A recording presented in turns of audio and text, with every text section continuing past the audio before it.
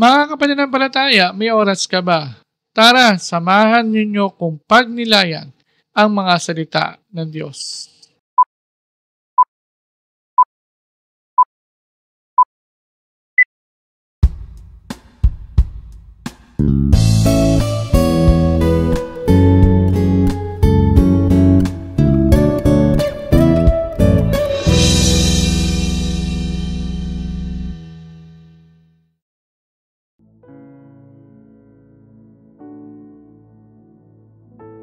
Ang mabuting balita ng Panginoon ayon kay San Juan.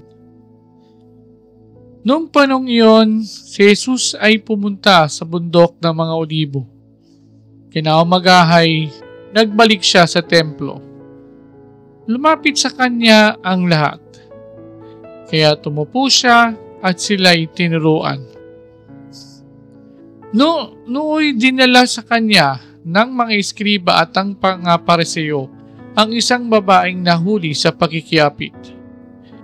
Pinatayo ito sa harapan nila at sinabi kay Jesus, "Guro, ang babaeng ito ay nahuli sa pakikiapid. Ayon sa kautusan ni Moises, dapat batuhin hanggang mamatay ang mga gaya niya. Ano ang masasabi mo?" Itanong nila ito upang subukin siya nang may maisumbong sila laban sa kanya. Ngunit yumuko si Jesus at sumulat sa lupa sa pamagitan ng daliri. Ayaw nilang tigilan ng katatanong si Jesus. Kaya't sila'y tinignan niya at sinabi ang ganito, "Sino man sa inyo ang walang kasalanan ang siyang maunang bumato sa kanya." At muli siyang yumuko at sumulat sa lupa. Nang marinig nila ito, sila'y isa-isang umalis, simula sa pinakamatanda. Walang naiwan kundi si Jesus at ang babaeng naroon pa rin sa harapan niya. Tinignan siya ni Jesus at tinanong, "Nasaan sila? Wala bang nagparusa sa iyo?" "Wala po, Ginoo," sagot ng babae. Sinabi ni Jesus, "Hindi rin kita parurusahan. Umayo ka at wag nang magkasala." Ang mabuting balita ng ating kaligtasan.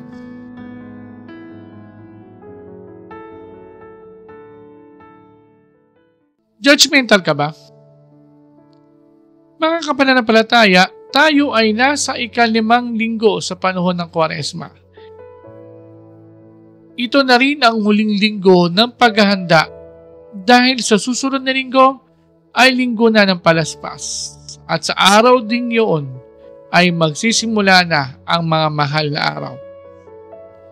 Mababasa natin sa ating ebanghelyo na sinubukan na naman si Jesus ng mga eskriba at ng mga Pariseo nang dinala nila sa kanya ang isang babaeng nahuling nakikiapid. Noong panahon kasi ni Moises, ang parusa sa mga ganong pagkakasala ay kamatayan. Babatuhin ang babaeng nagkasala na pakikipagkapid hanggang sa ito ay mamatay. Batid ni Jesus ang kanilang layunin. Siya ay hinuhuli nila. Kapag sinabi ni Jesus na huwag batuhin, malamang ang sasabihin nila na hindi siya sumusunod sa batas na itinakda ni Moises. Subalit, kung ang sinabi niya ay batuhin, ang tutuligsain siya na kinokontra niya ang kanyang turo ng pagpapatawad sa nagkasala. Pero sadyang marunong si Jesus. Ibinigay niya sa kanila ang hamon na batuhin ang babaeng ito ng mga taong walang kasalanan. Ilan nga ba sa atin ang katulad ng babaeng nakikiapid? O babaeng nakiapid? Ilan sa atin ang katulad ng mga taong nagdala sa babae kay Jesus? Marami sa atin ay parang yung mga taong nag-aakusa sa babae. Madalas naghahanap tayo ng mga kamalian at kasalanan ng iba.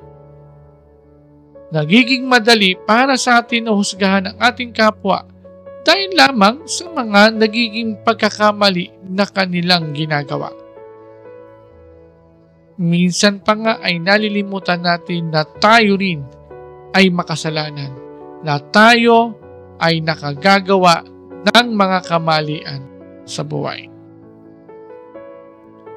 Isa sa mga katangian ni Jesus noong sitwasyon na yon ay katahimikan. Batid ni Jesus na siya ay naiipit o naipit sa isang sitwasyon na anumang desisyon na kanyang gagawin ay maaaring gamitin laban sa kanya ng kanyang mga kalaban. Marahil ay ginamit niya ang katahimikan na yon upang makapagbigay siya ng magandang aksyon. Naalala ko yung isang kataga ng isang paring na napanood ko ang homilya. Sabi niya, sa wikang Ingles na silence is the best weapon against our enemies. Sa pamagitan ng ating pagtahimik ay mas nakakapag-isip tayo ng mabuti. Kapag hindi natin pinakinggan ang ingay ng kapaligiran, ay mas mapapakinggan natin ang sinasabi ng ating kalooban upang magkaroon tayo ng higit na magandang desisyon sa buhay. Ilang linggo na rin nating naririnig sa ating mga pagbasa ang kapatawaran at pagbibigay ng panibagong pagkakataon. Mas maganda itong sabihin sa wikang Ingles.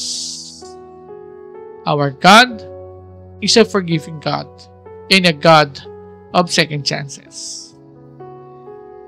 Ipinakitin niya ulit ito sa ating ebanghelyo nang pinatawad ni Jesus ang babaeng nakiapid at binigyan niya ito ng panibagong pagkakataon. Nang sinabi niya na wag na siyang magkasala pa. Tayo rin ay patuloy na binibigyan ng Diyos ng panibagong pagkakataon para umiwas sa kasalanan at gumawa ng mga bagay na magiging kalugod-lugod sa Kanya. Sabi nga sa isang sikat na kataga, every gising is a blessing from God. Tuwing tayo ay gigising, tayo ay binibigyan ng Panginoon ng panibagong pagkakataon na tayo ay gumawa ng kabutihan.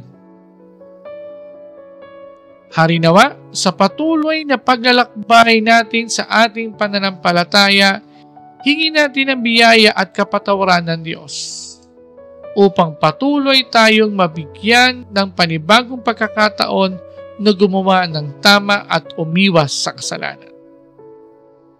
Sa putong ito, samahan ninyo ako sa isang panalangin. Panginoon, patawarin po ninyo ang aming paulit-ulit na pagkakasala. Sa kabila po nito ay patuloy po ninyo kaming bigyan ng panibagong pagkakataon na mabuhay at tulungan po ninyo kaming gumawa ng mga bagay na naayon sa inyong kalooban. Amen.